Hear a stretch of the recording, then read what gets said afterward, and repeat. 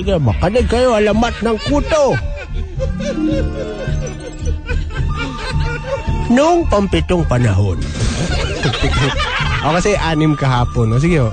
Noong pampitong panahon, sa baryo Toimben. Toimben? Invento yun lo eh. Hindi, yun Toimben. Doon sa baryo Toimben, masayang namumuhay ang mga madlang people. Tapos ho. Matulungin ang bawat isa at nagmamahalan. Pero walang mali siya. Bana naman ngiti mo eh. Sige mo, natatawa kasi ako sa mo. Ayan, kahit walang internet ang mga tao, mahilig silang mag-chat. Yun nga lang, harapan talaga kung mag-chat kasi wala pa rin internet cafe nun. Diba marami na nga dito, diba? Tapos ho. Maayos ang kanilang pamumuhay. Sila ay 3 beses na kumakain pero minsan may snacks in between pag inaabot ng gutom habang nagchat-chat sila sa mga bakuran nila.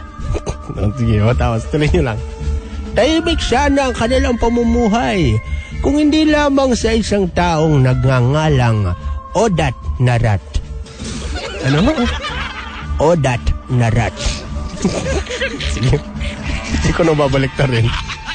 Si Odat Narat ay mahilig manghimasok sa buhay ng may buhay. Siya ay napakapakialamero, pintasero, yung tipong mapapakamot ka sa ulo pagka nandyan na siya. Kasi isipin mo, parang abnormal lang to ah. For example, may nagkukwentuhan. Bigla na lang sisingit si Odat Narat sa usapan at sasabing, bakit kayo nagtatawanan? Ano pinag-uusapan niyo? Kaya maraming naasar kay Odat Narat.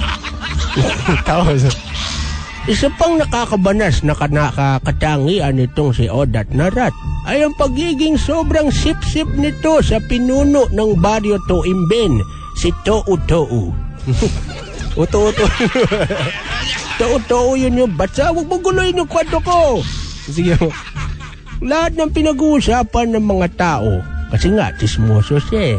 Lagi niyang pinapakinggan yung mga taga-Toimben. Lahat ng pinag-uusapan ay pinaabot ni Odat Narat kay Tou-Tou. Isa sa mga isyu na ipinarating niya rito ay ang chismis na pinagtatawanan sa di umano ng mga taga-baryo Toimben. Yan si Tou-Tou. Kasi di umano, maliit ang ano nito. Ano? Maliit ang muscle sa braso. Pero totoo yun kasi maliit naman talaga eh. Pinalagpas ni Tou-Tou ang nalaman. Subalit, nagtsutsu na naman si Odat Narat sa kanya. At sinabing ang mga tao daw sa baryo Toimben ay nagpaplanong mag-strike laban kay Tou-Tou. Dahil dito ipinatawag ni Tou-Tou ang mga madlang people at sinabing paparusahan niya ang sinumang sasali sa strike. Subalit nagsalita ang madlang people at sinabing, hindi totoo yan. Kung sino man ang nagpakalat ng chismis na yan ay napakasinungaling. Dapat sa kanya ay maparusahan. Narinig naman ang kahilingang ito ng madlang people ng isang engkantado. Engkantado doon sa lugar? Oh, nagdi-disguise yung engkantado na isang askal sa baryo Toimben. So, bigla itong nag-anyong tao at sinabi sa madlang people, huwag kayong mabahala.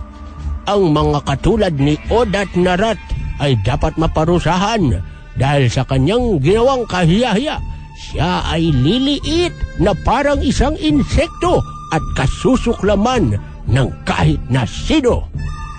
At sa isang iglap, si Odat Narat ay naging parang insekto na pagkaliit-liit bago pa ito makapagsalita.